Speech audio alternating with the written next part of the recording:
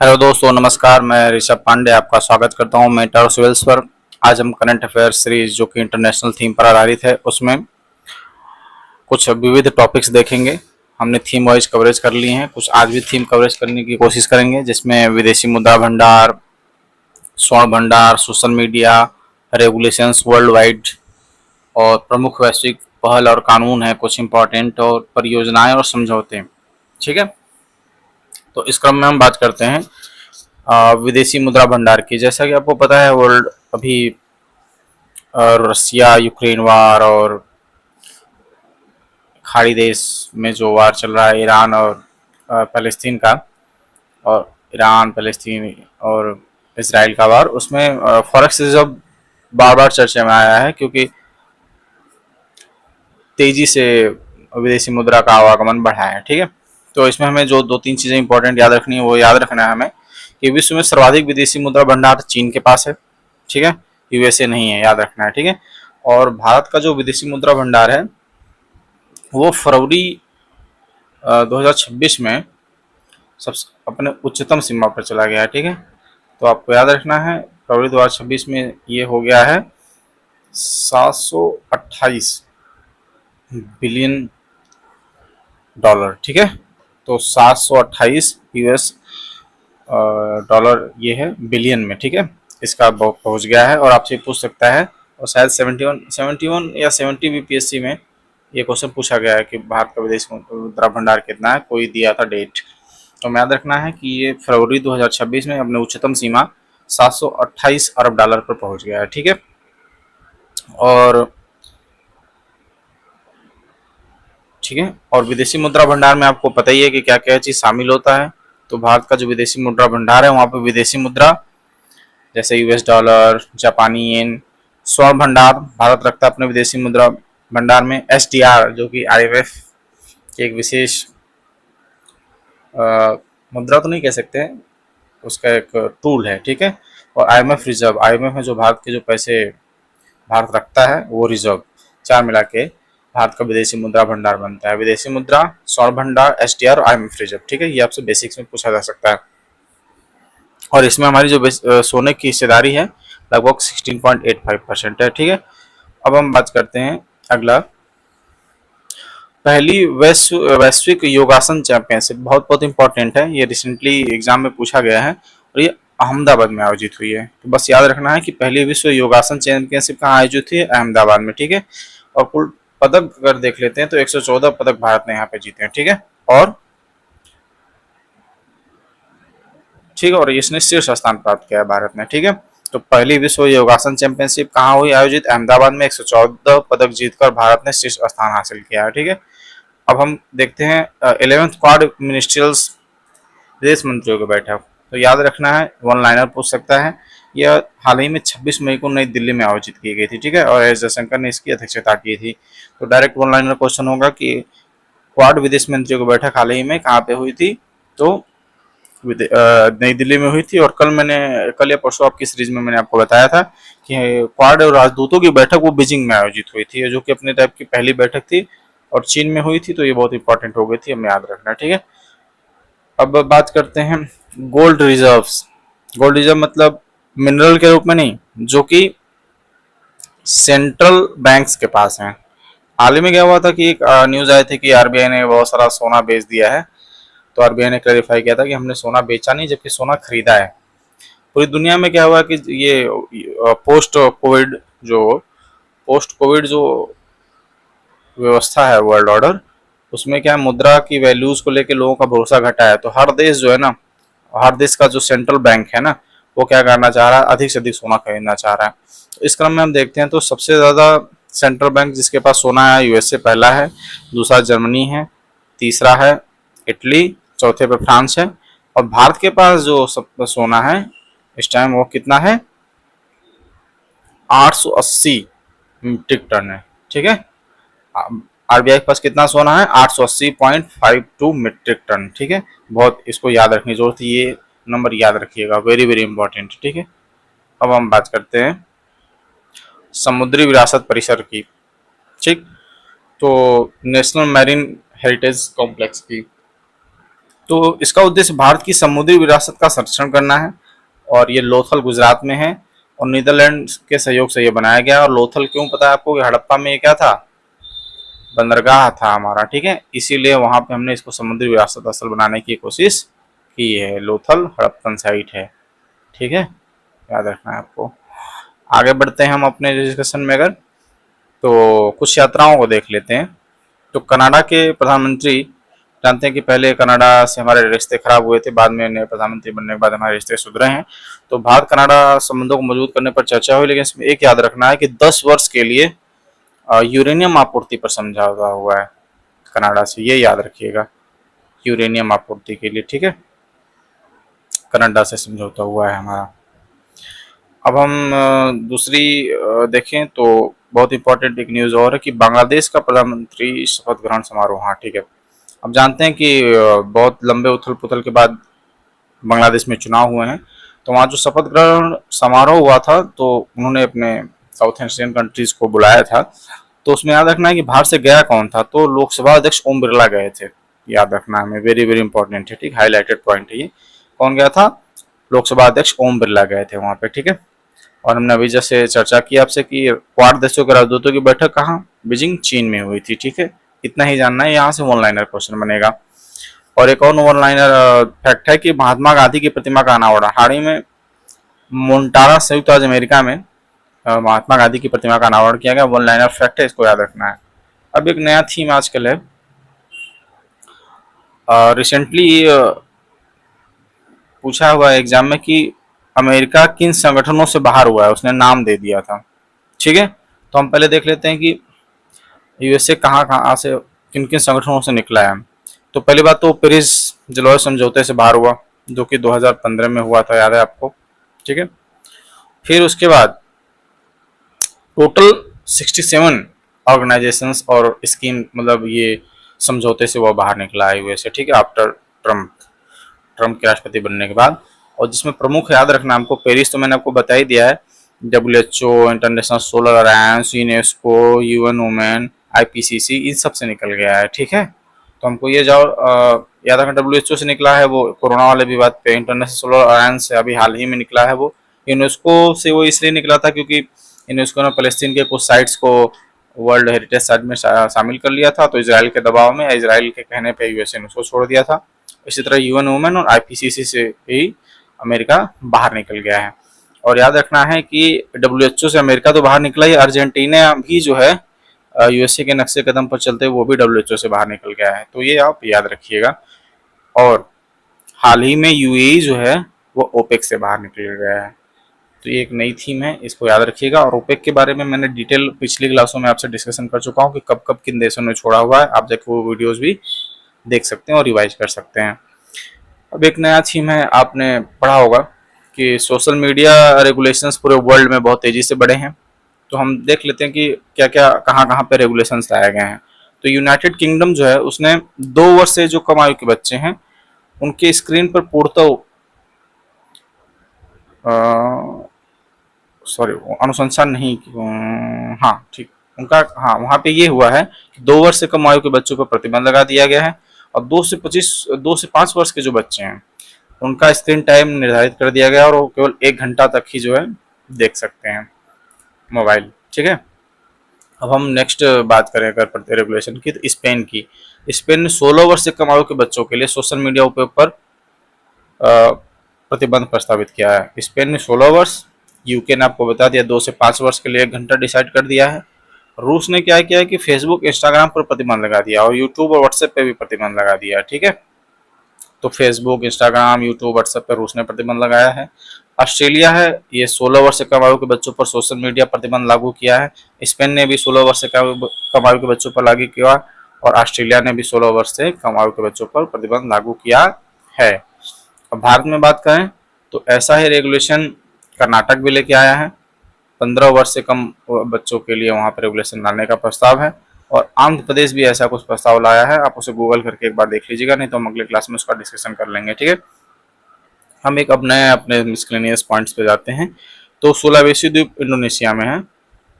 यहाँ पे क्या पाया गया है मैंने आपको शायद पुराने लेक्चर में डिस्कस भी किया है कि 67,800 वर्ल्ड वर्ष पुरानी रॉक आर्ट आर्ट खोजी गई है सुलावेसी द्वीप पे, ठीक है। ईबू बैरन ये क्या है कि एक पाइथन है, ठीक है। पाइथन है और दुनिया का सबसे लंबा पाइथन के रूप में इसको रिकॉर्ड किया गया है। ये भी कहाँ पे है, सुलावेसी द्वीप पे ही है ये भी, और इंडोनेशिया में, ठीक है। दोनों जगह, दोनों चीज़ें जो हैं ये रॉक आर्ट और पाइथन जो है ये सुलावेसी द्वीप पर इंडोनेशिया में पाए गए हैं। अब हम वन लाइनर में देखें तो वालमार्ट के बारे में अगर देखते हैं तो वालमार्ट 1 ट्रिलियन अमेरिकी डॉलर का बाजार, हाँ, वालमार्ट एक ऐसी कंपनी बनी है जो खुदरा कंपनी है, उसका जो मार्केट वैल्यू हो गया है, मार्केट कैपिटल हो गई है 1 ट्रिलियन अमेरिकी डॉलर हो गई है, जो कि अपने आप में पहली कंपनी है। यहाँ से वन लाइनर क्वेश्चन बनेगा, आपको बस ऐसे याद रखना है कि वह कौन सी कंपनी है जो कि पहली रिटेलर कंपनी बन गई है जिसका मार्केट कैपिटल 1 ट्रिलियन अमेरिकी डॉलर हो गया है। तो आपका उत्तर होगा वालमार्ट, ठीक है। अब अमेरिका की एक कंपनी है वास्ट स्पेस, इसने हेवन नामक एक वाणिज्यिक अंतरिक्ष स्टेशन परियोजना लॉन्च किया। अभी तक पता है आपको कि जो अंतरिक्ष स्टेशन अभी है एग्जिस्ट करता है वो 4-5 देशों के बीच समझौता है, जैसे यूएसए है, कनाडा है और फ्रांस, यूरोपियन यूनियन, सबने मिलकर अंतरिक्ष स्टेशन बनाया हुआ है। लेकिन वास्ट स्पेस एक ऐसी पहली कंपनी है जो कि हेवन नामक एक वाणिज्यिक अंतरिक्ष स्टेशन लाने की योजना बनाई हुई है, ठीक है। तो ये याद हो जाता है। अब हम बात करते हैं कि centre for the fourth industrial revolution, आपको पता ही है कि वर्ल्ड इकोनॉमिक फोरम जो है 2018 से इस प्रोग्राम को उसने शुरू किया था। तो इसके तहत जो वर्ल्ड इकोनॉमिक फोरम जो है वो centre for fourth industrial revolution के तहत इसने 2018 में मुंबई में एक सेंटर बनाया था, ठीक। दूसरा सेंटर इसने 2023 में तेलंगाना में बनाया था और आंध्र प्रदेश में 2026 में बनाया था। ये बहुत इंपॉर्टेंट हो जाता है, वेरी वेरी इंपॉर्टेंट, इसको मार्क करिएगा और डायरेक्ट वन लाइनर में यहाँ से क्वेश्चन पूछा जा सकता है। ये वर्ल्ड इकोनॉमिक फोरम ने centre for the fourth industrial revolution, मतलब फोर्थ इंडस्ट्रियल रिवोल्यूशन के लिए जो अपना सेंटर बनाया है वो कहाँ बनाया है, तो वो आंध्र प्रदेश में बनाने की घोषणा की है। अब हम अपने थीम की बात करें नेक्स्ट, तो ये है वैश्विक पहल या कानून दुनिया लेवल पे जो लाए गए हैं, और मिसलेनियस में हम लोग पढ़ रहे हैं। वन लाइनर के रूप में ये बहुत इंपॉर्टेंट है, कभी ऐसे क्वेश्चंस पूछ देता है पीपीएससी या अन्य एग्जामिनेशन में। तो हमको याद रखना G5 प्रस्ताव। G5 प्रस्ताव क्या है कि अमेरिकी राष्ट्रपति डोनाल्ड ट्रंप ने प्रमुख शक्तियों को एक नए समूह के गठन का विचार प्रस्तुत किया।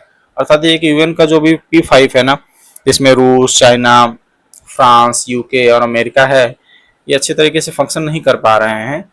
तो इसको देखते हुए ट्रंप ने भारत, चीन, यूएसए, रूस और जापान को मिलकर एक G5 देशों का प्रस्ताव रखा था, ठीक है। तुमको याद रखना G5 में कौन कौन से देश हैं, भारत, चीन, अमेरिका, रूस, जापान को शामिल किया गया है। अब हम नेक्स्ट अगर अपने टॉपिक को देखें तो नेक्स्ट टॉपिक हमारा है मालदीव का तंबाकू नियंत्रण कानून। एक बार पता है ऑस्ट्रेलिया ने रेगुलेशन लाया था, तो बीपीएससी ने पूछ लिया था वहाँ के तंबाकू नियंत्रण कानून पर, इसलिए हमने आपको इसमें मालदीव ने हाल ही में एक पीढ़ीगत धूम्रपान कानून लाया है। इसमें बोला गया है, बहुत इंटरेस्टिंग चीज़ है, कि 1 जनवरी 2007 के बाद जन्मा कोई भी व्यक्ति तंबाकू उत्पाद न तो खरीद सकता है न तो इस्तेमाल कर सकता है।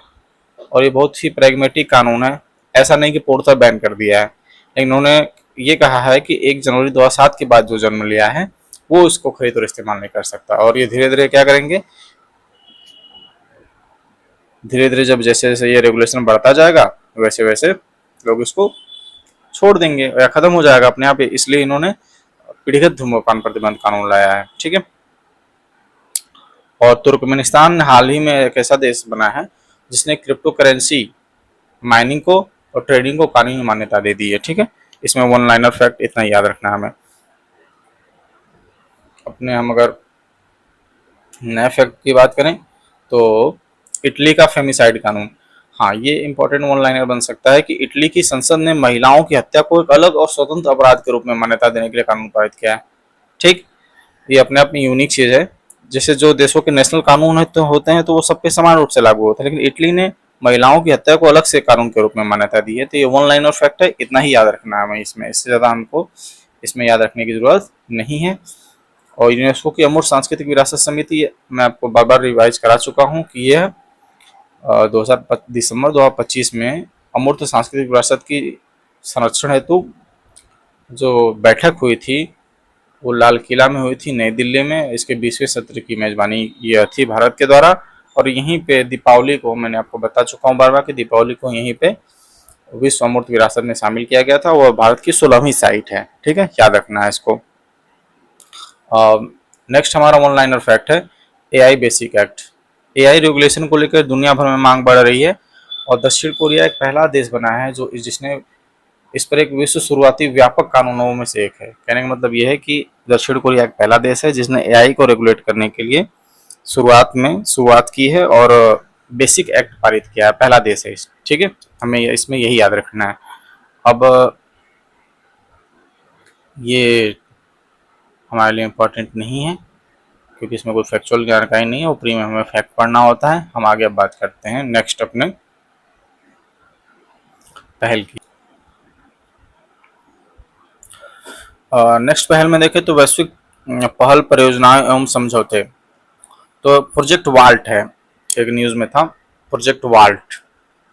प्रोजेक्ट वाल्ट क्या है कि इसमें संयुक्त राज्य अमेरिका की एक महत्वाकांक्षी परियोजना है जो कि 12 अरब अमेरिकी डॉलर की है, और ये पीपीपी आधारित परियोजना है। इसमें क्या है कि जो रेयर अर्थ एलिमेंट्स है ना और क्रिटिकल मिनरल्स हैं उनके रणनीतिक भंडार को बनाना, उनसे खोज करना, उसकी सप्लाई चेन को मजबूत करना, और चीन पर जो वैश्विक निर्भरता है उसको कम करना है। ठीक है, तो फिर से बता दूं प्रोजेक्ट वाल्ट क्या है। यूएसए की एक पीपीपी परियोजना है जिसके तहत वो रेयर अर्थ मेटल्स और क्रिटिकल मिनरल्स का जो सप्लाई चेन है ना उसको रिजिलियंट बनाना चाहता है, और जो चीन पर निर्भरता है उसको कम करना चाहता है। ठीक है, बस हमको इतना ही वन लाइनर याद रखना है।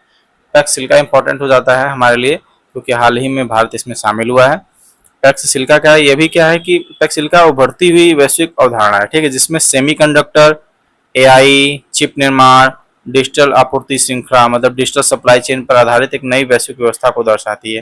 पैक्स सिल्का क्या है कि जो भी इमर्जिंग या कटिंग एज टेक्नोलॉजी है ना उसको रेगुलेट करने के लिए और उसमें सप्लाई चेन की विविधता बनाए रखने के लिए और उसको बहुआयामी ढंग से यूज करने के लिए बनाया गया एक संगठन है। ठीक है, और इसमें अमेरिका, यूरोपियन यूनियन, जापान, दक्षिण कोरिया, ताइवान तथा भारत जैसे देश इसमें शामिल हैं जो कि चिप निर्माण क्षमता को बढ़ाएंगे और सहयोग को बढ़ावा देंगे। ठीक है, तो याद रखना है कि पैक्स सिल्का मैंने बता दिया है क्या, और भारत इसका मेंबर है। ठीक है, ये हमको याद रखना है। अब हम नेक्स्ट अपने अगर टॉपिक पे जाएं तो carbon border adjustment mechanism CBA हम आपसे पूछ सकता है, ये बहुत इंपॉर्टेंट है और ये मुझे लगता है 72 बीपीएससी में ये प्रोबेबली क्वेश्चन पूछ सकता है। सिंपली सीबीएम को अगर समझाऊं मैं आपको तो ये एक प्रकार का कार्बन प्राइस मतलब कार्बन टैक्स है। वह क्या है कि तेजी से यूरोप जो है ग्रीन टेक्नोलॉजी की तरफ बढ़ रहा है, ठीक, और ताकि ग्रीन हाउस उत्सर्जनों को कम किया जा सके। लेकिन ये अभी क्या है कि इसकी वजह से वहाँ का जो प्रोडक्शन है ना वो काफ़ी महंगा हो रहा है, और इसकी वजह से जो भारत और इस डेवलपिंग कंट्रीज है ना यहाँ से सीमेंट, उर्वरक और जो स्टील है वहाँ पे जाके वहाँ के जो मार्केट है ना उसको डिस्ट्रॉय कर दे रहा है, और वहाँ के उत्पादकों को इससे नुकसान हो रहा है। इसलिए उन्होंने क्या किया कि सीबीएम लाके जो यहाँ के उत्पाद हैं जो ज़्यादा CO2 उत्सर्जन करते हैं यहाँ ग्रीन हाउस गैसेज उन पे टैक्स लगा दिया जाए ताकि नकारात्मक प्रभाव को कम किया जा सके और वहाँ के जो व्यापारी हैं वो बाजार में बने रह सकें। तो यह एक प्रकार का क्या है, कार्बन शुल्क है। ठीक है, इतना ही इसमें याद रखना है, और ये कार्बन लीकेज को कम करना चाहता है। ठीक है, आगे बढ़ते हैं। भारत पे प्रभाव की बात करें तो मैंने आपको बता ही दिया कि भारत से इस्पात, एल्युमिनियम, सीमेंट और उर्वरक जो निर्यात होता है उस पर लागत बढ़ जाएगी। ठीक है, आगे चलते हैं। हाई सी ट्रीटी, ये बहुत इंपॉर्टेंट क्वेश्चन है और यहाँ से बन सकता है कि हाई सी ट्रीटी क्या है ना कि देखिए 200 किलोमीटर से आगे की जो समुद्र होता है ना किसी भी देश का जो अपना 200 किलोमीटर तक का एरिया होता है अपने तट से, उसके बाद का जो सी होता है उसको हाई सी कहते हैं। तो वहाँ पे ना बायोडाइवर्सिटी को रेगुलेट करने, प्रदूषण नियंत्रित करने के लिए ये हाई सी ट्रीटी की गई। इसका नाम है agreement on the conservation and sustainable use of marine biological diversity areas beyond national jurisdiction. तो नेशनल ज्यूरिडिक्शन मैंने आपको बता दिया 200 किलोमीटर तक होता है, उसके बाद के लिए ये है संधि है, ठीक है। और अनक्लॉस के नियमों के तहत 2023 में जो यह समझौता अपनाया गया, ठीक है, अनक्लॉस के द्वारा, ये यूएन की बॉडी है, ठीक है। तो इसके द्वारा ये समझौता किया गया था। और ये मैंने आपको बता दिया जो एक्सक्लूसिव इकोनॉमिक जोन होता है ना हमारा 200 किलोमीटर, उससे बाहर के जो समुद्र हैं वहाँ पे जैव विविधता संरक्षण के लिए और सतत उपयोग को बढ़ावा देने के लिए आरंभ की गई थी, ठीक है। याद रखना है कि भारत ने साइन तो किया है भारत ने, बट भारत ने रेक्टिफाई नहीं किया इसको। नॉट रेक्टिफाई, रेक्टिफाई का मतलब होता है इसको संसद के द्वारा हमने पारित नहीं किया है, इस पर कोई विशेष कानून नहीं बनाया हुआ है, ठीक है। आगे चलते हैं। मैंने आपको बता दिया कि इसका काम क्या जैव विविधता संरक्षण है और प्रदूषण नियंत्रण है, ये सब चीज़ें, ठीक है। अब हम नेक्स्ट बात करते हैं इंडस वाटर ट्रीटी। आपको पता है कि ऑपरेशन सिंदूर के दौरान हमने इस ट्रीटी को सस्पेंड कर दिया। तो हमको याद रखना है इसमें 2-3 फैक्ट है बहुत इंपॉर्टेंट, कि ये 1960 में हुई थी और वर्ल्ड बैंक के सहयोग से हुई थी, ठीक।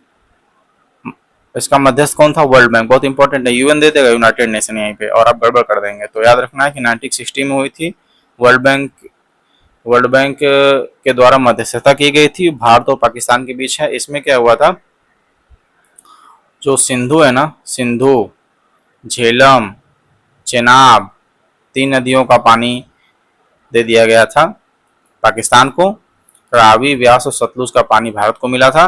और याद रखना कि ये जो 3 नदियां पाकिस्तान को दी गई थी ना, यहाँ पे Bharat run of river project बना सकता है। रन ऑफ रिवर का मतलब हम डैम नहीं बनाएंगे, लेकिन एक ऐसा विद्युत परियोजना लगा सकते हैं जो डायरेक्ट पानी के प्रवाह से बिजली पैदा करती हो, ठीक है। तो 80% पानी तो उनको दिया गया, 20% पानी हमें है, लेकिन वहां पे हम run of the river project चला सकते हैं। इसीलिए चिनाब पे आप देखेंगे दुलहस्ती पावर प्रोजेक्ट और इस तरह की कई परियोजनाएं भारत ने चंबल नदी पर बना रखी है, ठीक है। अब हम नेक्स्ट वन लाइनर अपने अगर थीम पर जाएं तो पाम्बन टेम्पल, हाल ही में ये मंदिर चर्चा में था। ये 1000 साल लगभग पुराना मंदिर है, इंडोनेशिया में है ये, और भारत ने यहाँ पे इंडोनेशिया से समझौता किया है कि इसको हम इसका पुनरुद्धार करेंगे, ठीक है।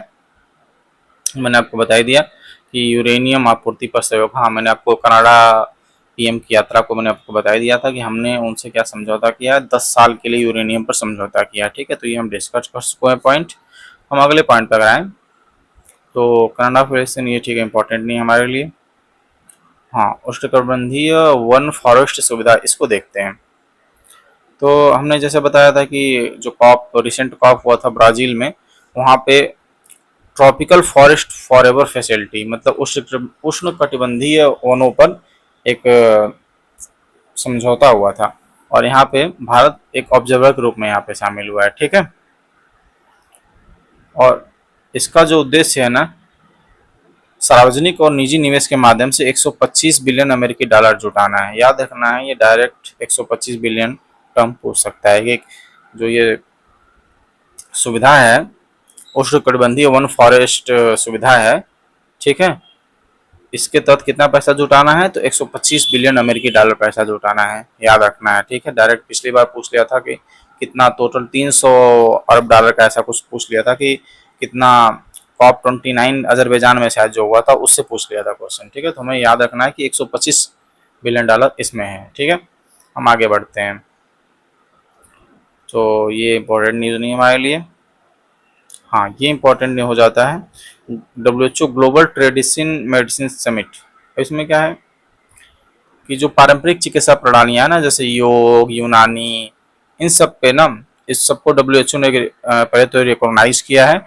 और इसका जो पहला सम्मेलन था ना, वो रिसेंटली किसी एग्जाम में पूछा गया है, अहमदाबाद में हुआ था, ठीक है। अहमदाबाद वाला क्वेश्चन पूछा है तो हमारे लिए यह फिर इम्पोर्टेंट हो जाता है।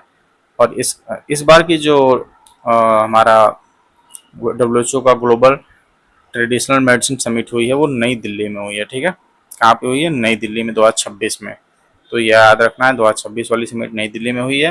और इसकी थीम बहुत इंपॉर्टेंट है, restoring balance for people and planet, the science and practice of well being.